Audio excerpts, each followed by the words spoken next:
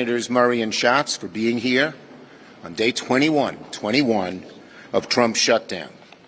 Right now, under the leadership of Senate Republicans and President Trump, the federal government is entering its fourth week of the shutdown. Tonight will officially make it the second longest shutdown in American history, the longest total government shutdown in history. 21 days. 21 days of federal workers missing their paychecks.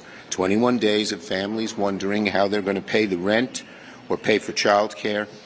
21 days of dysfunction by this administration because the party in power would rather suffer a shutdown and negotiate with Democrats to lower costs.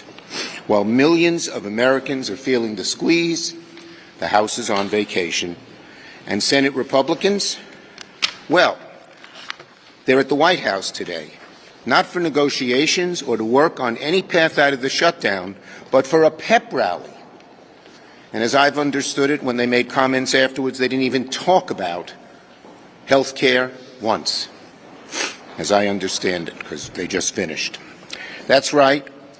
Republicans today will join the president to celebrate staying strong, being unified. So as millions of Americans continue to endure the pain of one of the longest shutdowns in American history, Republicans will be celebrating keeping it going. Isn't that a disgrace? Apparently, Republicans don't have the time of day to fix people's health care, to lower costs, but there's plenty of time for a photo op and celebrate their pain. Let me be clear.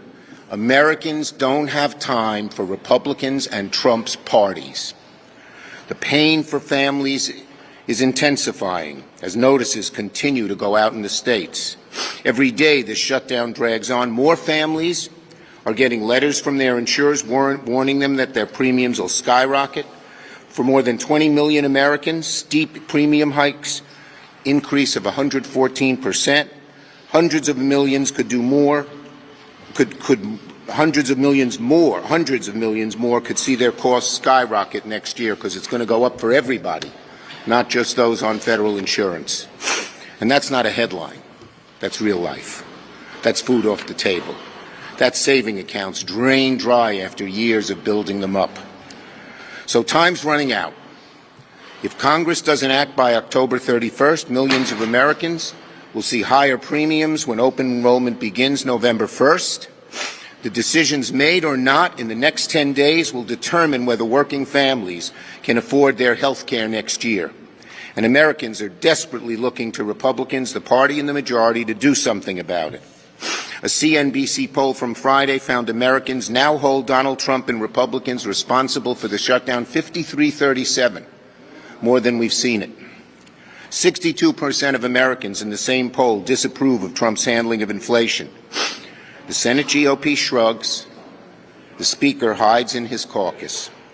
But at the end of the day, Republicans control the White House, the Senate, and the House.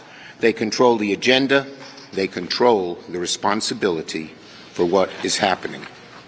Trust me, I know. When I was Majority Leader, we passed 13 bipartisan CRs. No shutdowns because I negotiated with the Republicans and averted a shutdown every time. However, yesterday, Thune called Democrats galling for trying to find bipartisan fix to ACA.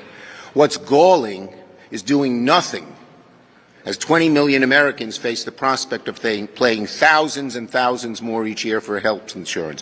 What's galling is saying there's nothing to negotiate when people from Maine to Alaska and every state in between are watching their premiums double. What's galling is hearing your parents are getting kicked out of their nursing home and you have no place where they can go and no real medical care for them. And what's galling is being okay with Kristi Noem getting a private plane, Donald Trump getting a new ballroom, Argentina getting $40 billion bailout while our farmers struggle, and then saying Americans don't deserve cheaper health care. That's what's galling. Americans deserve a government that works as hard as they do. Oh, and I heard Thune say on the floor today, Democrats are representing, our plans are for the radical left. Is it radical left to want people's health care prices to not go up? Is it radical left to not want people kicked out of nursing homes? Is it radical left to see that rural hospitals stay open? Who's he kidding? The American people are on our side. Americans deserve a government that works as hard as they do, one that puts their needs first and doggedly works to make life better for them. It's time to stop these parties and celebrations and negotiate with Democrats to end the Trump shutdown, address the health care crisis that they created.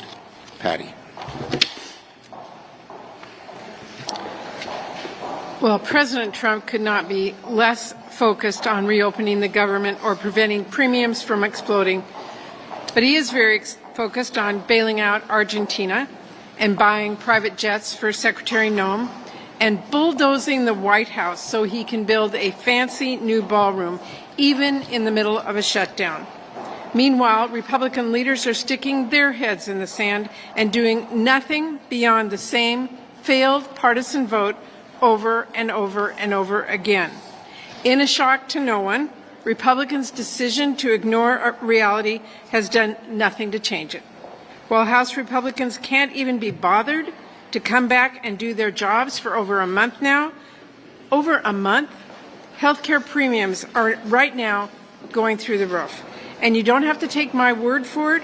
Window shopping started in my state of Washington today, and it is going to start in many other states as well. That means that today, families are logging on, looking for health care coverage for next year, and coming face to face with massive price hikes because Republicans downright refuse to work with us to do something about it. I have heard from families whose premiums are doubling or even worse. I have spoken to small businesses. Their owners are realizing that they may have to close up their shop or give up their health care. And this is not just happening in Washington State. I know because I've been talking to people in Idaho and Montana as well. This crisis is hitting them just as hard and in many ways even harder. So a reminder from my Republican colleagues, the majority of people who rely on the premium tax credits are in red states. And the states where those families will see premiums jump the most, again, all red states. These are your voters, and you are not listening to them. Instead, what is the Republican response?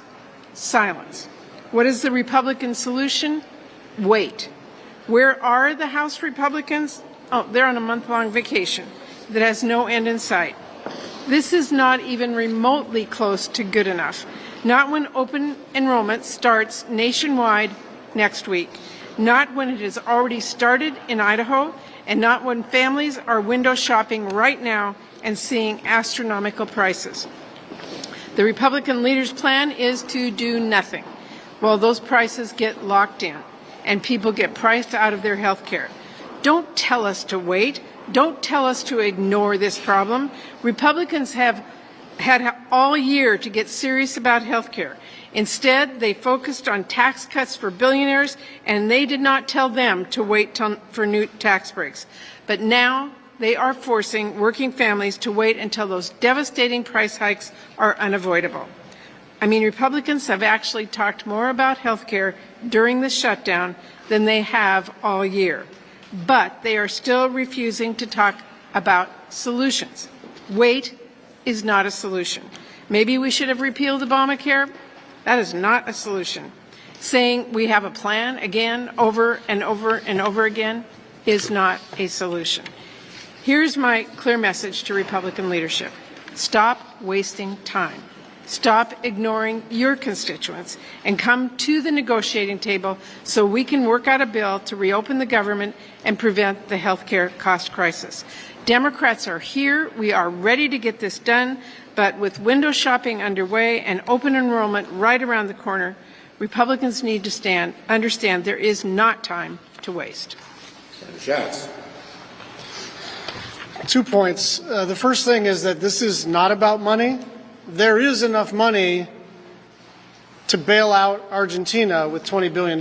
There is enough money to purchase a brand new aircraft for $173 million for the Homeland Security Secretary. There is enough money to renovate the White House ballroom. What there's not enough money for under this Republican government is you.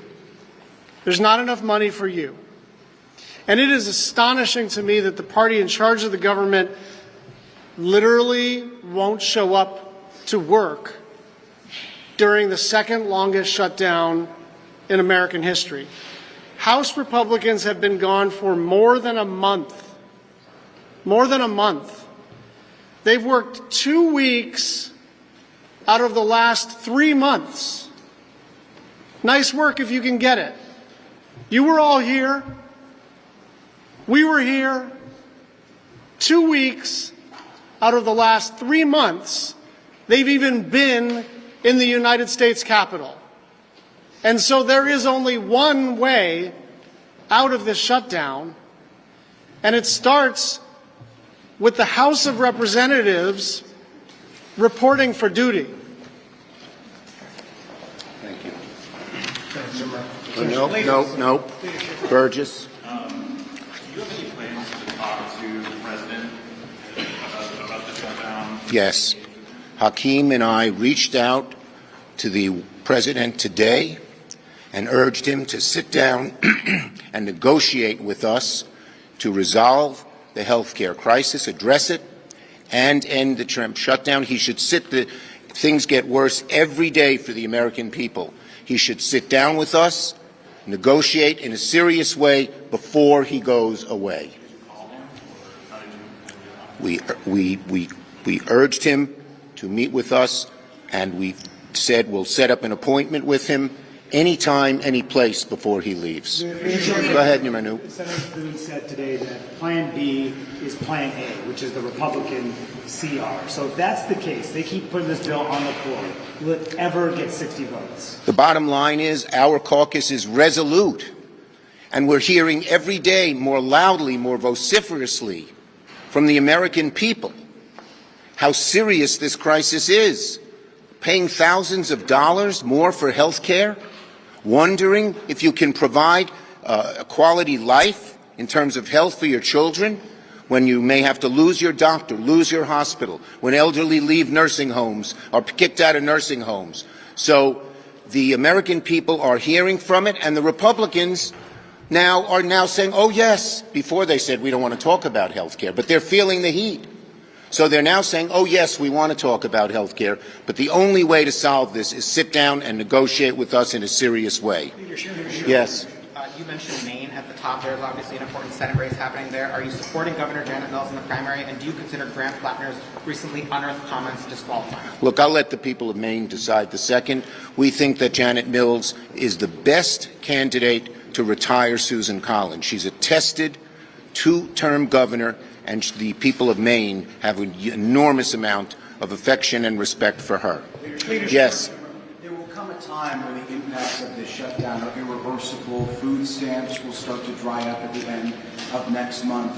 Are Democrats at least in part to blame for some of that? No. Because you are the ones. We have a very simple request.